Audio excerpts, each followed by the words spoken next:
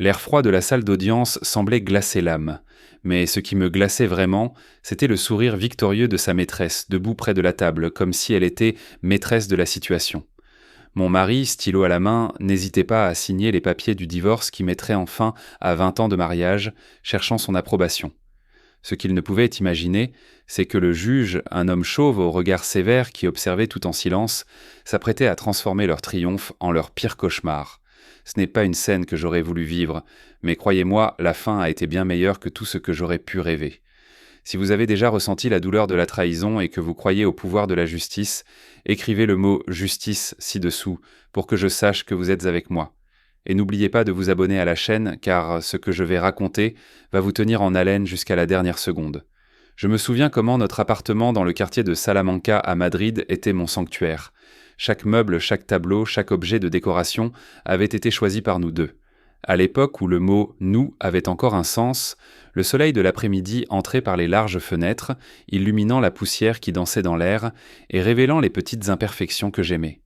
C'était un foyer bâti sur des promesses, des rires partagés et la croyance naïve que notre amour était une forteresse. Mais les forteresses aussi peuvent être détruites de l'intérieur. La froideur n'est pas arrivée soudainement. Elle s'est infiltrée lentement, comme une humidité insidieuse qui tache un mur et ronge la structure sans qu'on le remarque. Cela a commencé par des silences pendant le dîner. Avant, nous parlions de tout, du travail, des amis, des plans pour le week-end. Soudain, le seul son qui dominait l'atmosphère était le cliquetis des couverts contre les assiettes. Il rentrait de plus en plus tard. L'excuse était toujours le trafic chaotique de Madrid ou une réunion qui s'éternisait. Dans mon désespoir de maintenir une apparence de normalité, je faisais semblant d'y croire. Je lui préparais son plat, je l'attendais avec le sourire, mais l'homme qui s'asseyait à table n'était plus mon mari. C'était un étranger poli, un locataire dans sa propre maison. L'intimité était devenue une formalité, puis une rareté, et enfin un souvenir douloureux. Je sentais un abîme grandissant entre nous, un vide glacial dans le lit qui était bien plus grand que l'espace physique, et au fond de mon âme, une voix me murmurait que quelque chose n'allait terriblement pas. Mais je la faisais taire de toutes mes forces, effrayée par ce que je découvrirais si je la laissais crier. Les soupçons ont commencé à prendre forme, se transformant de murmures en preuves concrètes. Les voyages d'affaires, autrefois planifiés des semaines à l'avance, sont devenus soudains, annoncés la veille au soir avec une urgence qui sonnait faux. Une opportunité à ne pas manquer à Barcelone, disait-il, alors que sa valise était déjà presque prête près de la porte. Je regardais, le cœur serré, remarquant qu'il y avait plus de vêtements décontractés que de costumes d'affaires dans ses bagages. Le téléphone portable, qui restait autrefois oublié sur la table basse, est devenu une extension de son corps. Il était toujours dans sa poche, écran vers le bas, et l'écran ne s'illuminait plus jamais de notifications devant moi. Un jour, par réflexe, j'ai pris l'appareil pour regarder l'heure, et il me l'a arraché des mains avec une agilité terrifiante. « Je vais regarder moi-même », m'a-t-il dit sèchement cette nuit-là. Le mot de passe, qui pendant des années avait été la date de notre anniversaire de mariage, a été changé. La distance émotionnelle était la preuve la plus douloureuse. J'essayais d'entamer la conversation. Je lui demandais comment s'était passée sa journée, et les réponses étaient monosyllabiques, évasives. Ses yeux ne croisaient plus les miens. Il semblait le fixer sur un point au-dessus de mon épaule, comme si j'étais transparente. Le contact, qui avait été mon langage d'amour, avait disparu. Une étreinte était accueillie avec raideur. Un baiser n'était qu'une pression froide et rapide des lèvres. Il était là physiquement. Mais son âme, son esprit et son cœur étaient déjà partis dans une autre direction. La vérité, quand elle est enfin apparue, n'est pas venue comme une révélation divine, mais cachée dans un bout de papier froissé au fond de la poche d'une veste que j'emmenais au pressing. C'était un relevé de carte de crédit supplémentaire dont j'avais même oublié l'existence. Mes yeux ont parcouru les lignes et mon estomac s'est retourné. Ce n'était pas des dépenses de professionnels, c'était un des dîners pour deux dans les restaurants les plus romantiques et les plus chers de la ville. Ceux-là même que je proposais constamment de visiter, mais pour lesquels il disait toujours qu'il était trop fatigué ou qu'il n'avait pas d'argent. Et puis, le coup de grâce. Une facture pour un week-end entier dans un hôtel de luxe à Saint-Sébastien, daté de l'un de ses voyages d'affaires urgents. Suite avec vue sur la mer, dîners aux chandelles, tout payé en détail. Des endroits où nous n'étions pas allés ensemble depuis des années. Des endroits qui étaient le théâtre du bonheur de quelqu'un d'autre, construit sur les ruines du mien. Les dates coïncidaient là parfaitement avec ses absences, ses appels rapides, sa distance. La nausée m'était montée à la gorge. Je me suis assise sur le sol de notre buanderie. L'odeur d'assouplissant dans l'air contrastait avec l'odeur de trahison qui m'étouffait désormais. Chaque mensonge, chaque excuse, chaque regard vide s'est mis en place, comme les pièces d'un horrible puzzle. Je n'étais plus la femme paranoïaque, j'étais la victime. La douleur était physique, une douleur aiguë dans la poitrine qui me coupait le souffle. Le plus douloureux n'était pas l'infidélité elle-même, mais sa planification, la tromperie méticuleuse. Il m'avait regardé dans les yeux chaque jour, avait partagé le même lit, tout en menant une double vie, financée par l'argent que nous avions gagné ensemble. Notre nid, notre refuge, n'était que son lieu de repos entre une aventure et une autre. Je suis resté là, sur le sol, je ne sais combien de temps, à fixer ce papier comme s'il s'agissait de ma condamnation à mort. Mais quelque chose en moi, une braise de dignité que je croyais éteinte, a commencé à brûler. La tristesse a cédé la place à une rage froide et calculatrice. Je n'allais plus pleurer. J'allais me battre. La confrontation a eu lieu le soir même. Je n'avais pas préparé de discours. Il n'y avait plus de place pour le drame ou les larmes. J'ai posé le relevé de carte de crédit sur la table à manger, juste à côté de l'endroit où son assiette aurait dû être.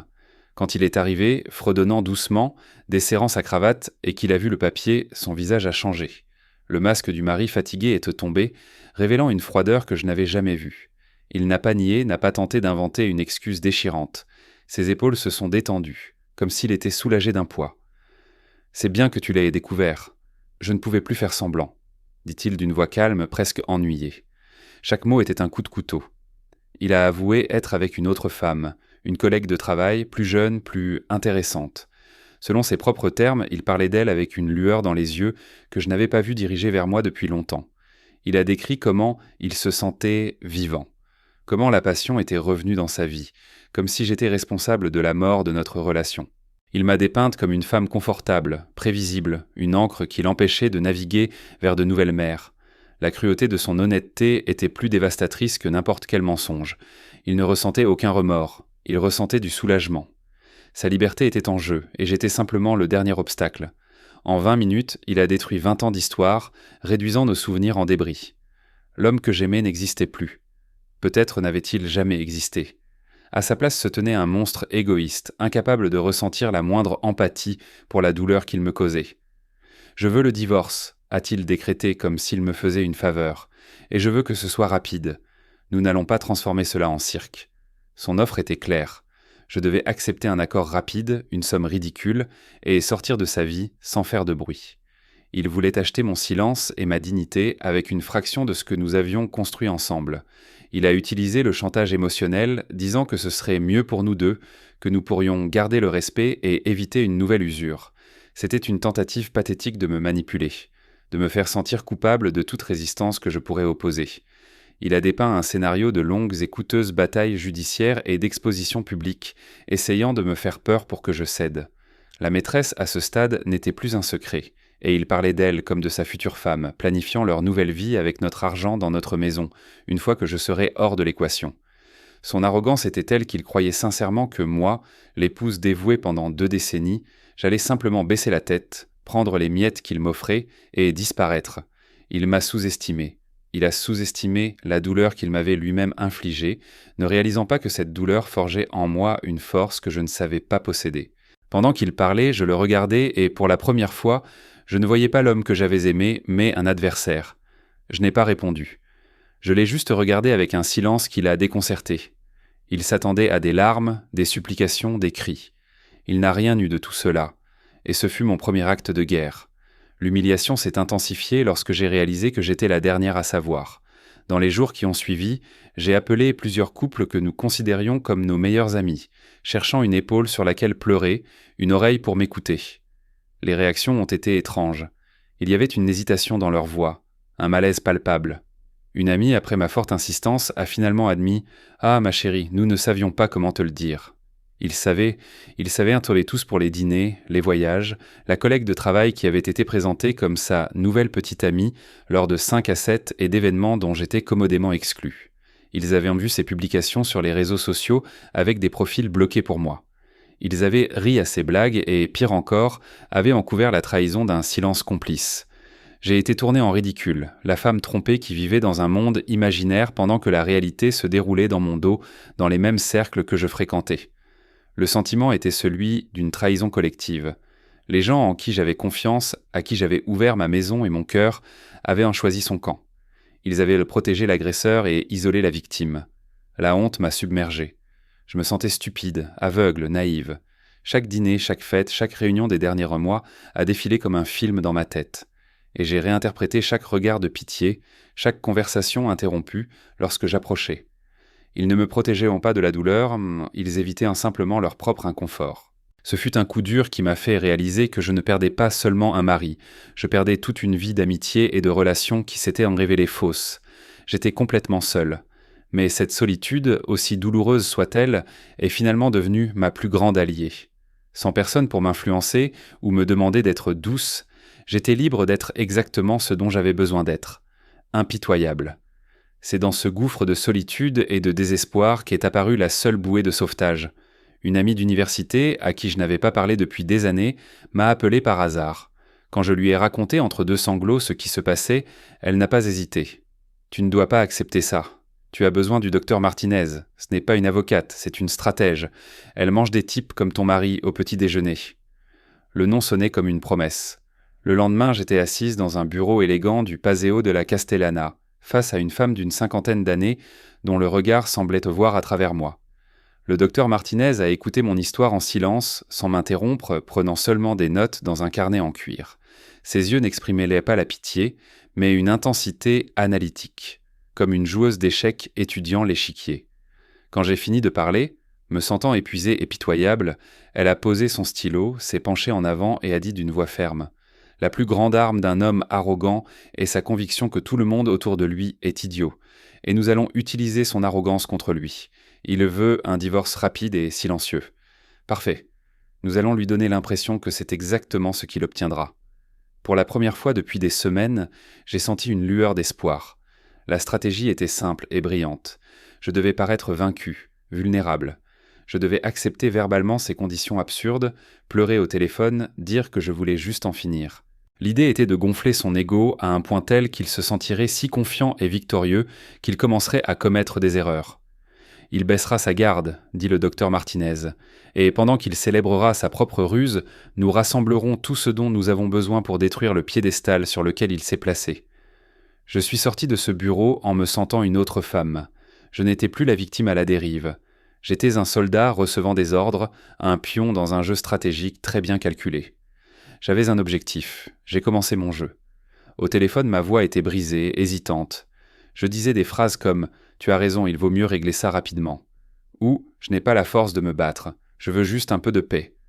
Lui, à l'autre bout du fil, pouvait à peine cacher sa satisfaction. Sa voix était condescendante, presque paternelle. « Voilà, ma chère, tu te montres intelligente. C'est mieux pour tout le monde. » Il se sentait maître de la situation, le manipulateur de génie qui obtenait tout ce qu'il voulait. Et, comme l'avait prédit le docteur Martinez, l'arrogance l'a rendu négligent. Il a commencé à transférer d'importantes sommes d'argent de notre compte joint vers des comptes tiers. L'excuse était toujours la même, paiement de fournisseurs ou investissement de l'entreprise. Il a commencé à vendre des biens qui étaient point à son nom, mais qui avaient été acquis avec notre argent pendant le mariage. La voiture de sport, la montre de collection. Il pensait que, puisqu'un divorce à l'amiable était en cours, je ne ferais pas attention à ces détails.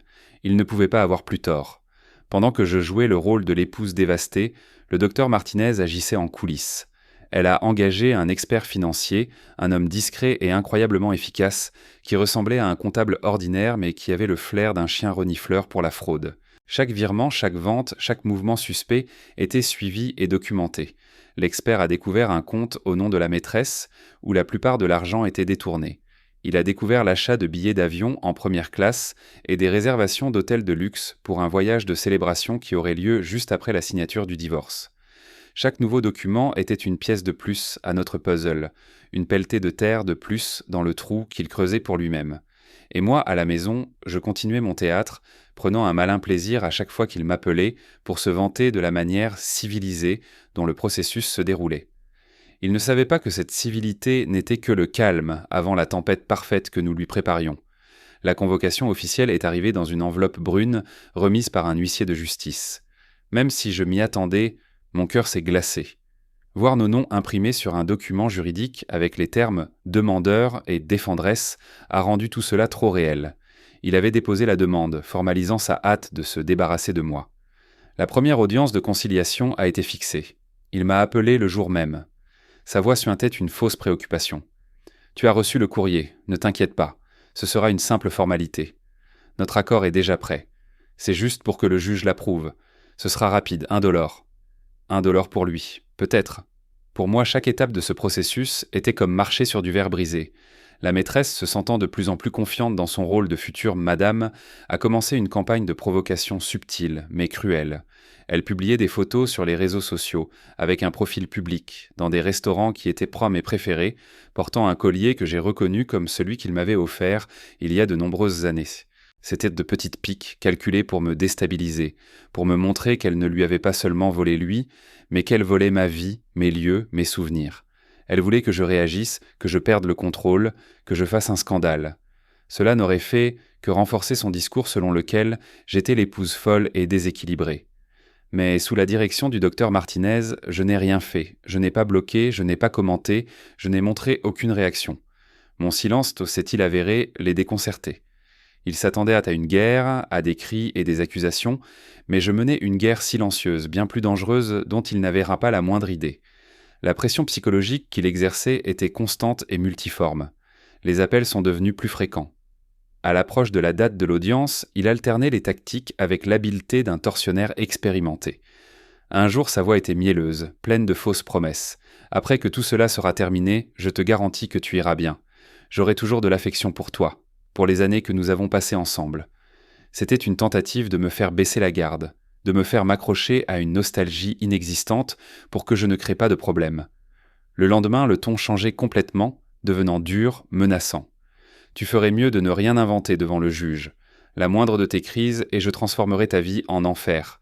Tu n'as aucune idée de ce dont je suis capable. » Il laissait entendre qu'il pourrait utiliser ces relations pour me nuire professionnellement, qu'il pourrait salir mon nom. C'était du bluff. Mais un bluff qui, des mois auparavant, m'aurait paralysé de peur. Maintenant, cependant, j'écoutais ses menaces et je ressentais un calme glacial. Chaque mot qu'il prononçait était enregistré, en toute connaissance de cause et sous la direction de mon avocate, et ajouté à notre dossier. Sans le savoir, il produisait lui-même les preuves contre lui. La goutte d'eau qui a fait déborder le vase, cependant, est venue d'une source inattendue. La secrétaire de son bureau. Une femme qui m'avait toujours traité avec gentillesse et qui, apparemment, méprisait la maîtresse, m'a appelé d'un numéro inconnu. « Madame, excusez-moi de m'immiscer, mais je trouve injuste ce qu'ils vous font. J'ai entendu une conversation. Ils ont planifié un voyage d'1 mois en Italie et en Grèce. Ils ont tout acheté en première classe. Le voyage était prévu pour la semaine suivant la signature du divorce. Il se vantait auprès d'un autre directeur qu'il utiliserait l'argent de la vente d'un bien immobilier pour payer les vacances de la victoire. Cette information était cruciale. Il ne s'agissait pas seulement d'argent, mais de moquerie, de la célébration préméditée de ma chute. Il ne voulait pas seulement divorcer, il voulait les faire la fête sur les cendres de notre mariage. J'ai raccroché, pris une profonde inspiration et appelé le docteur Martinez. « Nous avons la cerise sur le gâteau », lui ai-je dit. Avec les informations sur le voyage, le dossier était complet. Le docteur Martinez m'a convoqué pour une dernière réunion avant l'audience. Sur la table en acajou poli, elle a étalé les documents représentant des mois d'enquête silencieuse. Il y avait les relevés bancaires mettant en évidence les transferts vers le compte de la maîtresse, les contrats de vente des biens dont il s'était débarrassé, les enregistrements de ses appels menaçants et, enfin, les reçus des billets d'avion et des réservations d'hôtels de luxe en Europe. C'était le portrait accablant de sa mauvaise foi. « Il ne peut rien nier de tout cela, dit-elle avec un sourire contenu. Il pense qu'il se rend à une simple audience de conciliation pour signer un papier. Il ne sait pas qu'il se rend à son propre procès. » La stratégie pour le lendemain était claire. Je devais maintenir une attitude soumise et abattue. Je ne devais montrer aucune colère, même en le voyant. Je devais le laisser mener le spectacle, le laisser se sentir le roi du monde. Le juge qui présidera est le juge Alonso, m'informa Martinez. C'est un juge de la vieille garde, extrêmement légaliste et avec une tolérance zéro pour le manque de respect, que ce soit envers le tribunal ou envers les parties. La présence de la maîtresse dans la salle, si elle a l'audace de l'amener, sera le plus beau cadeau qu'elle puisse nous faire. L'idée m'a semblé absurde. Qui, saint d'esprit, amènerait sa maîtresse à la signature de son propre divorce ? Tu ne connais pas la taille de son ego, répondit Martinez. Pour lui, ce ne sera pas un manque de respect. Ce sera une démonstration de pouvoir, un trophée. Cette nuit-là, j'ai à peine dormi. L'anxiété et l'anticipation se battaient en moi. Je me répétais le plan dans ma tête chaque heure. Je n'avais plus peur, j'étais prête. C'était le jour du jugement, le jour où le chasseur, qui s'était senti si longtemps en sécurité et supérieur, allait enfin découvrir que la proie avait retourné le jeu. Le jour J est arrivé. J'ai enfilé un tailleur modeste de couleur neutre, j'ai attaché mes cheveux en un chignon simple. Le maquillage était minimal, juste pour couvrir les cernes de ma nuit blanche. Je devais avoir l'air abattu, mais digne. J'ai retrouvé le docteur Martinez dans le hall du tribunal. Elle m'a regardé de haut en bas et a hoché la tête en signe d'approbation. « Parfait. Rappelle-toi, tu es la victime, laissons leur arrogance faire tout le sale boulot pour nous. » Mes mains étaient glacées et mon estomac noué. Chaque pas sur ce couloir de marbre poli résonnait comme un battement de tambour funèbre. Alors que nous approchions de la salle d'audience, je les ai vus, il était impeccable. En costume sombre, les cheveux parfaitement coiffés. Et à côté de lui, elle, la maîtresse, portait une robe rouge trop moulante pour l'endroit. Un signe évident de défi. Un rouge à lèvres de la même couleur ornait un sourire suffisant sur son visage. Elle m'a regardé avec un mélange de pitié et de triomphe, comme si j'étais un animal blessé qu'elle s'apprêtait à achever. J'ai senti le sang bouillir dans mes veines, mais je me suis souvenu des mots de Martinez. J'ai pris une profonde inspiration, j'ai baissé les yeux et je me suis concentré pour paraître la plus fragile possible. Mon ex-mari s'est approché. Son avocat à ses côtés. « Bien, tu es venu. Finissons-en rapidement, » dit-il à voix basse, comme s'il me confiait un secret. Sa présence à elle était la dernière insulte, la preuve totale qu'il n'avait pas le moindre respect pour moi, pour notre histoire ou pour la solennité du lieu. C'était exactement comme l'avait prédit Martinez, une démonstration de pouvoir. Il voulait que je les voie ensemble, heureux, victorieux, que je sorte d'ici complètement écrasé. Il ne savait pas que cet acte de cruauté serait son erreur la plus fatale. Nous sommes entrés dans la salle. C'était un décor austère, lambrissé de bois sombre, qui sentait le vieux papier et la justice. Au centre, il y avait une grande table. Nous nous sommes assises d'un côté avec le docteur Martinez, lui et son avocat de l'autre. La maîtresse, à ma grande surprise et horreur, n'est pas restée à l'extérieur. Elle s'est assise sur l'un des bancs, destinés au public, juste derrière lui, jambes croisées, comme si elle était au premier rang d'un spectacle. Son parfum sucré et écœurant semblait imprégner toute l'atmosphère. Le silence était lourd, seulement rompu par le bourdonnement du climatiseur. Je gardais les yeux baissés, concentré sur mes mains qui tremblaient un sur mon genou. Le docteur Martinez a posé sa main sur la mienne. Un geste de soutien subtil qui m'a donné de la force. L'avocat de mon ex-mari semblait mal à l'aise de la présence de la femme, lançant des regards désapprobateurs qui étaient complètement ignorés par mon ex-mari. Pour lui, c'était l'apogée de sa victoire. Il était là avec la femme qu'il aimait, sur le point de se débarrasser de la femme qu'il méprisait, et tout allait se passer exactement comme il l'avait prévu. Il échangeait des sourires discrets avec elle, de petits gestes de connivence qui étaient comme des aiguilles transperçant ma peau. Je me sentais nu, humilié à un niveau que je ne pensais pas possible. Chaque seconde d'attente était une torture. Je voulais crier, je voulais sauter à la gorge de cette femme, je voulais exposer toute leur saleté ici même. Mais je me suis contenu, j'ai respiré profondément, j'ai compté jusqu'à 10 et je me suis souvenu du plan. Mon heure de parler n'était pas encore venue. Pour l'instant, j'étais juste spectatrice du cirque d'horreur qu'ils avaient à monter et le maître de cérémonie était sur le point d'entrer. La porte au fond de la salle s'est ouverte et le juge est entré. Il était exactement tel que l'avait décrit le docteur Martinez. Un homme d'une 60aine d'années, chauve portant des lunettes à monture fine et une expression qui ne laissait absolument rien paraître. Il s'est déplacé avec une lenteur délibérée, s'est assis sur son siège surélevé et a passé quelques minutes à organiser les papiers devant lui, sans regarder personne. Le silence dans la salle est devenu encore plus dense. Le juge Alonso dégageait une autorité qui imposait le silence à quiconque. Finalement, il a levé les yeux et a inspecté chacun de nous, un par un. Son regard s'est attardé une seconde de plus sur la maîtresse, assise derrière mon mari, et j'ai vu un sourcil se lever légèrement, mais son expression était restée impassible. Nous sommes ici pour une audience de conciliation et l'approbation d'un divorce par consentement mutuel, commença-t-il d'une voix grave et monotone. Il a lu nos noms, les informations de base du dossier. Mon ex-mari gardait un air de confiance, presque d'ennui, comme si c'était une bureaucratie agaçante qui l'empêchait de continuer sa vie. Il a répondu aux questions du juge par des réponses courtes et directes. Quand mon tour est venu, j'ai gardé un ton bas, la voix légèrement tremblante comme je l'avais répété. J'ai acquiescé à tout. J'ai dit que je voulais juste que cela se termine. Le théâtre fonctionnait parfaitement. Le juge a tout écouté et, à la fin, a pris les papiers, l'accord qu'ils avaient rédigé. l'accord qui me donnait des miettes, et l'a poussé sur la table en direction de mon mari. Si les parties sont d'accord, elles peuvent signer. C'était le moment qu'ils attendaient en temps. La victoire était à portée de stylo. Le moment s'est déroulé au ralenti. Mon ex-mari a pris le stylo-plume qu'il avait spécialement apporté pour l'occasion. Il le tenait d'un air théâtral. Il a regardé la maîtresse et lui a fait un clin d'œil. Elle lui a souri en retour, un sourire débordant de triomphe. Avec un geste large, il a apposé sa signature à l'endroit indiqué. Le son de la plume grattant le papier résonnait dans la salle silencieuse. Puis il a poussé le document vers moi, avec le stylo. « À ton tour, dit-il d'une voix basse mais chargée de sens. C'était la fin du chemin pour moi, le début pour eux. La maîtresse a poussé un soupir, un son de soulagement et de satisfaction, et s'est calée dans son siège, prête à applaudir l'acte final. J'ai pris le stylo. Ma main tremblait, non pas de peur ou de tristesse, mais de pure adrénaline. Je pouvais sentir tous les regards sur moi. La pointe du stylo a plané au-dessus du papier pendant une fraction de seconde. J'allais toucher le papier quand la voix grave du juge a fendu l'air, comme un couteau. « Stop !» Nous nous sommes tous figés. Le juge m'a ignoré et a fixé son regard glacial sur mon ex-mari. « Monsieur, dit-il, la voix dangereusement calme, puis-je vous demander qui est cette jeune dame assise derrière vous ?» Mon ex-mari parut confus. « C'est une amie, votre honneur. » Le juge inclina la tête. « Une amie qui s'intéresse tellement à votre divorce qu'elle a décidé d'assister à l'audience de conciliation. Sa présence ici, dans cette salle, devant votre femme, à ce moment précis, est, au mieux, d'un goût épouvantable, et au pire, un acte d'humiliation délibéré.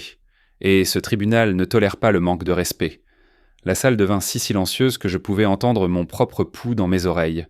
Le sourire avait disparu du visage de la maîtresse, remplacé par une expression de choc et d'indignation. Le jeu avait tourné. Le juge n'a pas laissé le temps à mon ex-mari de se remettre du choc. Il s'est tourné vers le docteur Martinez. « Docteur, votre cliente semble visiblement bouleversée. Y a-t-il quelque chose que madame souhaite ajouter avant que nous procédions à cette approbation ?» C'était le signal. Le docteur Martinez s'est levé, la posture impeccable, la voix ferme. « Oui, votre honneur. Ma cliente n'est, en fait, pas en état de signer cet accord. Nous avons été contraints d'accepter ces termes sous une pression psychologique intense et des menaces. De plus, nous avons des preuves que le demandeur a agi de mauvaise foi tout au long de ce processus, en dissimulant des biens et en détournant frauduleusement des actifs familiaux. » Elle a ouvert sa mallette et, d'un geste calme, a posé le dossier sur le bureau du juge. Un par un, elle a présenté les documents, les relevés bancaires montrant les transferts vers le compte de la maîtresse, les contrats de vente de la voiture et d'autres biens, les transcriptions des appels menaçants et, enfin, les itinéraires du voyage de luxe en Europe. Comme vous pouvez le voir, votre honneur, non seulement le demandeur a tenté de frauder le partage des biens, mais il avait déjà prévu d'utiliser l'argent obtenu de ma cliente pour célébrer l'issue de cette audience. Le visage de mon ex-mari est passé par toutes les nuances de rouge et de blanc. Il a tenté d'intervenir. Il bégayait que tout cela n'était qu'un malentendu, mais le juge l'a fait taire d'un simple geste de la main. Son avocat, livide, parcourait les copies des documents, visiblement secoué par la montagne de preuves. Son arrogance s'est dissoute, remplacée par une panique croissante. Il regardait la maîtresse, puis le juge, puis moi, avec une expression d'incrédulité pure, comme s'il ne comprenait pas comment sa victoire parfaite s'était transformée en un tel désastre. Le juge Alonso a analysé chaque page du dossier dans un silence terrifiant. Son visage, autrefois impassible, était maintenant un masque de fureur contenue. Il lisait, secouait lentement la tête et, de temps en temps, jetait un regard de profond mépris en direction de mon ex-mari. La température dans la salle semblait avoir chuté de 10 degrés. Quand il a eu fini, il a fermé le dossier d'un coup sec qui nous a tous fait sursauter. Il a retiré ses lunettes, les a essuyées lentement et a fixé mon ex. « Monsieur », commença-t-il, la voix si basse que c'était presque un murmure, mais chargé d'une autorité indéniable. « Vous n'êtes pas venu ici pour un divorce par consentement mutuel. Vous êtes venu ici pour tenter de commettre une fraude. Non seulement vous avez trahi la confiance de votre épouse de 20 ans, mais vous avez tenté de la voler, de l'humilier et, pour couronner le tout, vous avez eu l'audace d'amener votre complice dans ce tribunal, pensant que la justice était une scène pour votre théâtre de bas étage. Il a pris l'accord qui était sur la table, l'accord qu'ils avaient de rédiger, et l'a déchiré en 2, puis en 4, laissant les morceaux tomber sur la table. Cet accord est annulé, ce divorce ne sera plus à l'amiable, il sera contentieux, et je peux vous garantir qu'il se déroulera sous la supervision la plus stricte de ce tribunal. Ce qui s'est passé ensuite a été rapide et brutal. Le juge, se basant sur les preuves irréfutables de fraude et de mauvaise foi, a ordonné le gel immédiat de tous les comptes bancaires et investissements au nom de mon ex-mari. Il a ordonné un audit complet de toutes ses finances et de celles de son entreprise, avec effet rétroactif sur les 5 dernières années.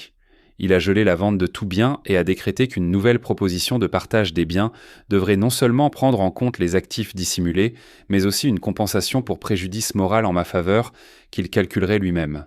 La panique l'a saisi. La réalité de ce qui se passait a frappé mon ex-mari comme un train de marchandises.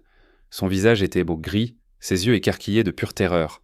Le voyage en Europe, le nouvel appartement qu'il prévoyait d'acheter avec la maîtresse, l'avenir luxueux qu'il avait construit sur des mensonges. Tout cela s'évaporait sous ses yeux. Il s'est tourné vers la maîtresse, la bouche ouverte, cherchant une forme de soutien. Mais ce qu'il a trouvé était le reflet de sa propre panique. Le sourire de la maîtresse s'était transformé en un rictus d'horreur. Elle le regardait, non pas avec amour ou solidarité, mais avec accusation. « Tu m'avais dit que tout était réglé », siffla-t-elle, sa voix bien trop forte pour l'endroit. « Tu m'avais garanti qu'elle ne ferait rien. » La dispute a éclaté juste là, devant le juge, devant les avocats, devant moi. Des chuchotements venimeux, des accusations mutuelles d'incompétence et de stupidité. Leur partenariat, construit sur la convenance et la cruauté, n'a pas résisté au premier coup de vent de l'adversité. Son avocat tentait de les calmer, mais c'était inutile. C'étaient 2 rats pris au même piège, s'attaquant maintenant l'un l'autre dans leur désespoir. Le juge observait simplement la scène avec une expression de profond dégoût, les laissant s'exposer davantage. C'était la véritable fin de leur relation, pas le début d'un conte de fées. C'était une fin pathétique, minable, s'effondrant sous le poids de leur propre cupidité. J'ai tout regardé, immobile, ne ressentant rien. Ce n'était pas de la joie ni de la satisfaction, c'était le vide. Justice était peu rendue, mais le prix avait été élevé. Cet homme désespéré et pitoyable devant moi ne m'inspirait plus de haine, seulement un vague regret. Il avait tout détruit, y compris lui-même. Pendant qu'ils continuaient leur dispute médiocre, le docteur Martinez m'a touché le bras. « Allons-y, dit-elle doucement. Notre travail ici est terminé. » Je me suis levé, les jambes légèrement tremblantes, et j'ai marché vers la porte. Personne ne sembla remarquer mon départ. Ils étaient trop occupés par l'effondrement de leur petit empire de mensonges. En franchissant la porte et en entrant dans le couloir, j'ai pris une profonde inspiration de l'air extérieur à cette pièce. C'était comme la première bouffée d'air pur après des mois passés immergés dans une eau sale. J'ai laissé derrière moi le chaos qu'ils avaient eux-mêmes créé. Le son de leur voix agitée s'estompait à mesure que je m'éloignais, jusqu'à disparaître complètement. Dans ce couloir, un rayon de soleil entrait par une haute fenêtre, illuminant le chemin devant moi. Et j'ai senti, pour la première fois depuis longtemps, le poids des mois d'angoisse, de peur et d'humiliation se lever enfin de mes épaules. Ce n'était pas de l'euphorie, mais la paix. Une tranquillité profonde et libératrice. La guerre était terminée, et je n'avais pas seulement survécu, j'avais gagné. J'avais gagné non pas parce que j'avais écrasé, mais parce que je m'étais rétabli. J'avais récupéré ma dignité, ma valeur, et plus important encore, je m'étais récupéré moi-même. La femme qui sortait de ce tribunal n'était pas la même que celle qui y était entrée. La femme fragile et brisée était restée derrière, avec les ruines de mon mariage. La femme qui marchait vers la lumière du soleil était plus forte, plus sage, et enfin libre. Les mois ont passé. La procédure de divorce contentieux s'est éternisée, comme l'avait prédit le juge, mais le résultat a été dévastateur pour lui. L'audit a révélé encore plus de fraude que nous ne l'imaginions. La justice m'a finalement accordé non seulement 70% de tous les biens du couple, mais aussi une compensation pour préjudice moral qui m'a permis de recommencer avec une totale confiance. Aujourd'hui, je suis assise sur la terrasse de mon nouvel appartement, un endroit que j'ai choisi moi-même, que j'ai décoré à mon goût. D'ici, je peux voir le parc du Retiro et le vert des arbres m'apporte une paix que je n'avais pas ressentie depuis des années. J'ai ouvert un petit atelier de céramique, un vieux rêve que j'avais toujours repoussé. L'entreprise est florissante. Mes mains, qui tremblaient autrefois d'anxiété, façonnent maintenant l'argile avec fermeté, créant des pièces que les gens admirent et achètent. Je me suis retrouvé en ma propre compagnie. Quant à eux, j'ai appris par des connaissances communes que l'effondrement avait été total. Noyé sous les dettes et les procès, il a perdu son travail et le statut qu'il chérissait tant. La maîtresse, réalisant que le navire de luxe sur lequel elle avait embarqué était en fait une barque percée, l'a quitté à la première occasion. Je l'ai croisé dans la rue l'autre jour. Il était plus mince, vieilli, le regard perdu. Il ne m'a pas vu, et même s'il l'avait fait, cela n'aurait eu aucune importance. La victoire pour moi n'était pas de le voir détruit. La vraie victoire était de découvrir que mon bonheur, ma paix et ma valeur n'avaient ni jamais dépendu de lui. C'était la réalisation qu'avec intelligence et résilience, j'avais pu transformer la plus grande douleur de ma vie en point de départ pour ma meilleure version. La justice, au final, n'a pas été sa punition, mais ma libération. Comment avez-vous trouvé la fin de cette histoire ? Pensez-vous que justice a été rendue ? Laissez votre opinion ici dans les commentaires.